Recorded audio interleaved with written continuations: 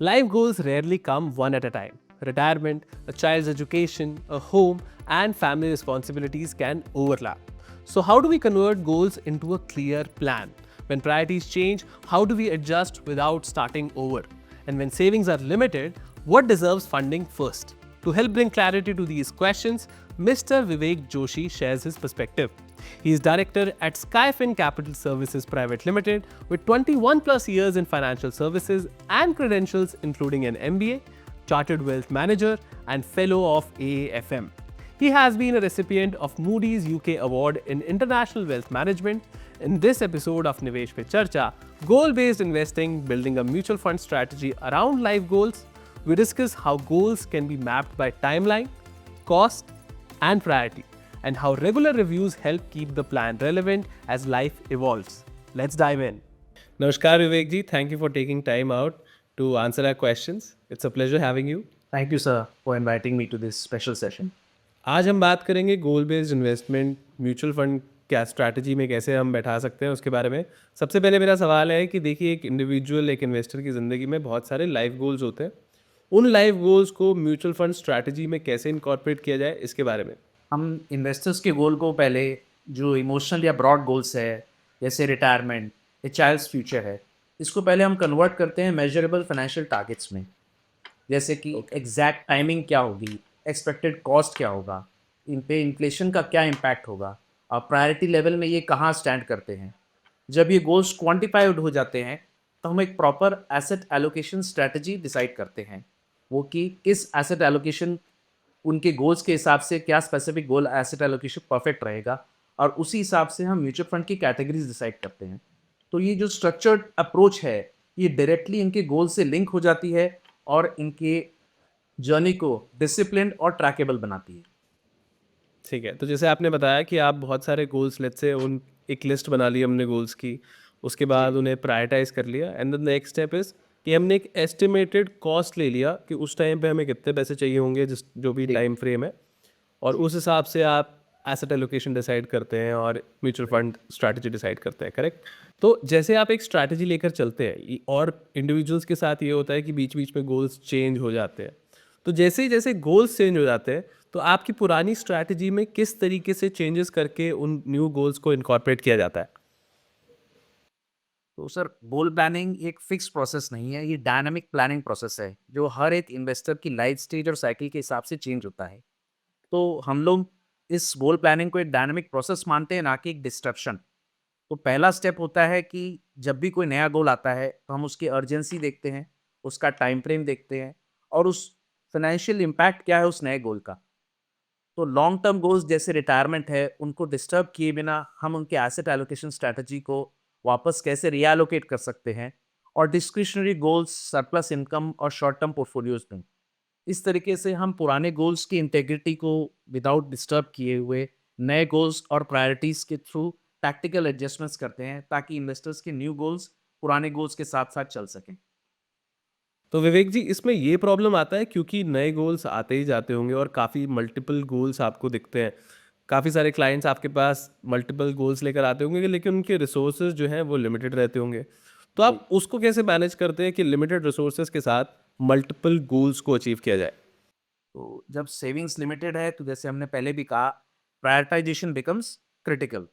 तो हम लोग इन्वेस्टर्स को जब भी कोई नया गोल आया है, या बोल सकते हैं हमारे पास जब सेविंग्स लिमिटेड है, तो हम वापस से वही रैंकिंग के सिस्टम को फॉलो करते हैं based on the importance, timelines and consequences of non achievement, जो कि बहुत इंपॉर्टेंट है। तो एसेंशियल गोल्स जैसे रिटायरमेंट है, चाइल्ड एजुकेशन है, इनकी फंडिंग पहले की जाती है, वाइल लाइफस्टाइल या एस्पिरेशनल गोल्स को हम स्टैगर्ड और फेज्ड वे में अप्रोच कर सकते हैं। तो हम लोग गोल स्पेसिफिक एसआईपी की स्ट्रक्चरिंग करते हैं और स्टेप अप स्ट्रैटेजीज भी अप्लाई करते हैं gradually to improve funding without overburdening the investors monthly cash flow. Okay Vivek ji, जब आप जैसे गोल्स को डिसाइड करके एक टाइमलाइन डिसाइड करते हैं और उसी हिसाब से इन्वेस्टमेंट करते हैं, तो इसके पीछे कुछ अंडरलाइंग एजम्पशंस लेकर चलते हैं कि इतना रिटर्न तो आ ही जाएगा, इस तरीके के कुछ एजम्पशंस होती है। रिटर्न्स के ऊपर में ज़्यादा नहीं फोकस करके हमारा फोकस रहता है कि जब भी हम इन गोल्स को रीअसेस करें, इनके साथ प्रॉपर एसेट एलोकेशन स्ट्रैटेजीज है कि नहीं। Number one, past returns are not a guarantee of future this thing. So returns के ऊपर मैं नई चर्चा करके हम एसेट एलोकेशन और वो एसेट क्लासेस का हिस्टोरिकल कैसी परफॉर्मेंस रही है to various phases of market cycle. Based on that we take certain assumptions and based on these assumptions हम clients के साथ में रिव्यू करते हैं। वो रिव्यू एनुअल भी हो सकता है, इवेंट बेस्ड भी हो सकता है, जैसे क्लाइंट ने जॉब चेंज किया, मैरिज हुई, पेरेंटहुड हुआ। तो जब भी हम ये रीअसेस करते हैं अपार्ट फ्रॉम एसेट एलोकेशन, हम लोग इन्वेस्टर की इनकम एंड सेविंग्स कैपेसिटी में क्या चेंज हुआ है उसको रीअसेस करते हैं। गोल्स की टाइमलाइंस एंड कॉस्ट में क्या डिफरेंस आया उसका रीअसेसमेंट होता है। और एसेट एलोकेशन जो हमने इनिशियली डिसाइड किया था स्ट्रेटेजिकली एज, और उसके हिसाब से जो फंड की परफॉर्मेंस आ रही है, क्या हमें कोई टैक्टिकल कॉल लेना चाहिए कि नहीं, ये भी हम डिसाइड करते हैं। So rather than overhauling the entire plan, हम इंक्रीमेंटल रिफाइनमेंट शॉर्ट ट्वीक्स करते हैं, जैसे increase in S I Ps, adjusting asset allocation या रीअलाइनिंग ऑफ फंड कैटेगरीज। तो ये क्या करता है, एक कंटिन्यूटी को इंश्योर करता है और इंश्योर करता है कि जो हमने इनिशियल प्लान बनाया था वो इन्वेस्टर की इवॉल्विंग लाइफस्टाइल के हिसाब से रेलेवेंट रहेगी। Vivek ji, it's very natural for responsibilities and goals to change. तो किस तरीके का स्ट्रक्चर एक इंडिविजुअल को लेकर चलना चाहिए कि वो बार बार अपने इन्वेस्टमेंट प्लान को रिविजिट करे? सर इसमें बहुत इंपॉर्टेंट प्लानिंग का बहुत बड़ा महत्व होता है, क्योंकि हम लोग गोल्स को 3 पार्ट में डिवाइड करते हैं, जैसे शॉर्ट टर्म, मीडियम टर्म और long term, without over complicating the process. क्योंकि इनको अगर हम टाइम होराइजन के साथ अलाइन करते हैं और रिस्क कैपेसिटी के साथ भी अलाइन करते हैं तो मार्केट नॉइज का कोई ज़्यादा फर्क नहीं पड़ता है। जैसे एग्जाम्पल के तौर पे शॉर्ट टर्म गोल्स जो कि आज से 3 साल के अंदर में अचीव करने वाले हैं, तो उसमें हमारा फोकस रहता है कैपिटल प्रिजर्वेशन पे, और जिसको हम अचीव करते हैं लिक्विड, अल्ट्रा शॉर्ट और शॉर्ट ड्यूरेशन डेट फंड से। वैसे ही मीडियम टर्म गोल्स है जो 3 से 7 साल की अवधि में पूरे होने वाले हैं, उसमें हम हाइब्रिड और conservative equity oriented mutual funds को यूज करते हैं। और लॉन्ग टर्म गोल्स जो कि 7 साल या उससे बेसिक में अचीव करना है, उसमें हमारी प्रायोरिटी रहती है हम इक्विटी ओरिएंटेड म्यूचुअल फंड्स को क्लाइंट को एडवाइस करें। तो स्काइफिन कैपिटल की इन्वेस्टमेंट एम्फोसिस ये रहती है कि simplicity, suitability and consistency rather than chasing complex और ट्रेंडी स्ट्रेटजीज। ओके, तो आप बेसिकली कह रहे हैं कि जब हम अपने गोल्स को डिवाइड करते हैं शॉर्ट टर्म, मिड टर्म और लॉन्ग टर्म में, उसके हिसाब से अलग अलग म्यूचुअल फंड स्ट्रैटेजीज हैं कि शॉर्ट टर्म के अंदर आप बहुत ज़्यादा रिस्क नहीं ले सकते हैं, बहुत ज़्यादा डेविएट नहीं कर सकते हैं, राइट। आपको कैपिटल प्रिजर्वेशन पे भी फोकस करना पड़ेगा। जी। और इस तरीके से जैसे हमने मिड टर्म की बात करी और लॉन्ग टर्म की बात करी। विवेक जी, जब आप एक इंडिविजुअल के गोल्स के हिसाब से उनको एक प्लान बताते हैं, उनको when you take them through the plan that you have created for them, तो किस तरीके के रिएक्शंस आपको उनसे मिलते हैं? The reactions are actually quite surprising. जैसे हम सरप्राइज होते हैं, इन्वेस्टर्स भी काफ़ी सरप्राइज होते हैं, क्योंकि मोस्ट ऑफ द इन्वेस्टर्स को यही नहीं पता होता है कि उनके गोल्स कितने हैं, एंड उन्होंने फॉर्मली उसको अकाउंट फॉर ही नहीं किया है जब तक वो पेपर पे राइट डाउन नहीं करते हैं। फिर जब अकाउंटिंग हो गई कि कितने गोल्स हैं, तो वो अचीवेबल कितने गोल्स हैं, जब हम स्ट्रक्चर में डाल दें तब पता चलता है कितने गोल्स अचीवेबल है, कितने गोल्स हो सकता है नहीं भी अचीव हो। सो बहुत लोग रियलाइज़ करते हैं कि उन्होंने शॉर्ट टर्म नीड्स को ओवर एस्टिमेट कर लिया या अंडर एस्टिमेट कर लिया है, और long term goals like retirement को उन्होंने प्रोक्रेस्टिनेशन या हम बोल सकते हैं ऐसे डाल दिया कि हम 60 के बाद होंगे तब सोचेंगे। तो ये रिएक्शंस हमें मिलते हैं इन्वेस्टर्स की तरफ से जब हम इस चीज़ को स्ट्रक्चर्ड फॉर्मेट में लेके आते हैं।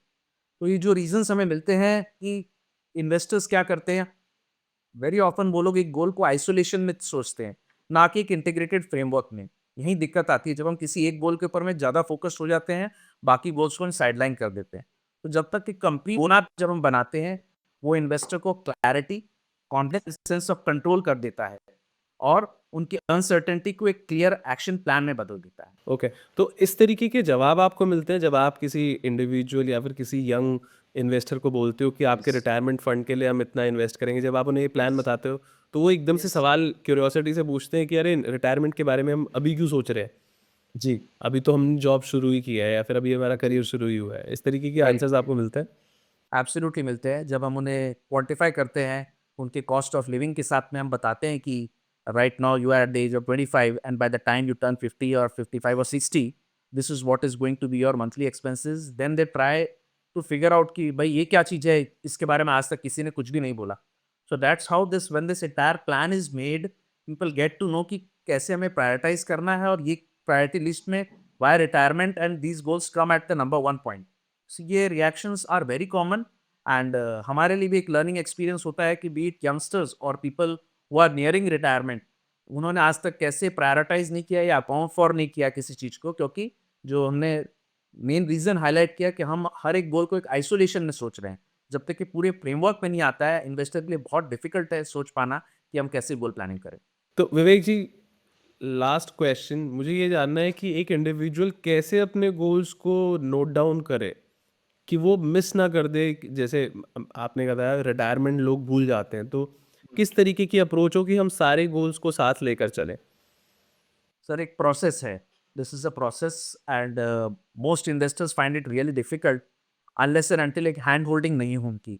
हमारा काम ही यही है कि इन्वेस्टर्स की अर्निंग कैपेसिटी और उनकी रिस्क टेकिंग कैपेसिटी है, उनको रियलाइज़ करवाना थ्रू अ फॉर्मल प्रोसेस, एक प्रॉपर प्रोसेस के थ्रू हम उनको लेके जाते हैं, जिसके कारण इन्वेस्टर बोलते हैं कि I can take that level of risk, but when they fill out the questionnaire और जब हमारे से बात होती है तो पता चलता है they are not ready to take that level of risk. So once they go to that entire process, then we actually help them in mapping out this goals. तो आई डेफिनेटली फील कि हर investor को एक mentor चाहिए, be it your mutual fund distributor, be it your investment advisor, उनकी मदद ज़रूर लीजिए। DIY mode is not bad at all, but हमें ये चीज़ रियलाइज़ करना चाहिए ये हमारा हार्ड अर्न मनी है, and there is no shame in actually accepting that we everyone should have a financial coach to guide in this process of achieving your goals. Okay, with this thought, Vivek ji, we will just conclude this conversation. Thanks a lot Thank for you. answering all our queries. It has been an insightful conversation. Thank you. Thank you. The core theme today was clarity through structure, writing goals down, defining timelines and priorities, and then linking them to an investment approach that fits the purpose, not a return promise. As responsibilities change, the answer is often a review and realignment, not a complete reset. If there is one message to carry forward, it's this: when goals are organized in one place, decisions become more deliberate and the path ahead feels more navigable. Do consult your financial advisor before investing. Mutual fund निवेश बाजार जोखिम के अधीन है। योजना संबंधी सभी दस्तावेजों को ध्यान से पढ़ें। Mutual fund investments are subject to market risks. Read all scheme related documents carefully.